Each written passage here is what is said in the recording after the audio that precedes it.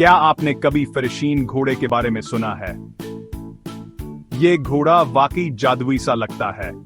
फरशीन घोड़ा, जो अपने चमकदार काले कोटाव और लंबे बालों वालिया याल के लिए जाना जाता है, हालैंड से आता है। इसकी तारीख क्रोन उस्ताद तक जाती है। ये घोड़े पहले जंगों में इस्तेमाल होते थे और नाइटसान पर सवार होकर लड़ाई में जाते थे। आजकल यह अपनी खूबसूरत या शानो शौकत के लिए मशहूर हैं। लंबे कुदाव और मजबूत जिस्म वाले फरशीन घोड़े अपने ऊंचे कदमों वाले ट्रॉट के लिए जाने जाते हैं।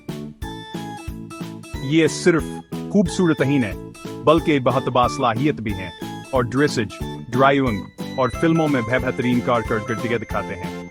लेकिन ये सिर्फ उनकी खूबसूरती की बात नहीं है। फरशीन घोड़े का मिजाज नरम और फरमानबरदार होता है, जो उन्हें बेहतरीन साथी बनाता है। ये ताकत और बुजुर्गी की इलामत हैं और दुनिया भर में लोगों के दिलों में जगह बनाते हैं। तो अगली बार जब आप एक फरशीन घोड़ा देखें, तो याद रखें, आप तारीख का एक जिंदा हिस्सा और फन का एक शाहकार देख रहे हैं।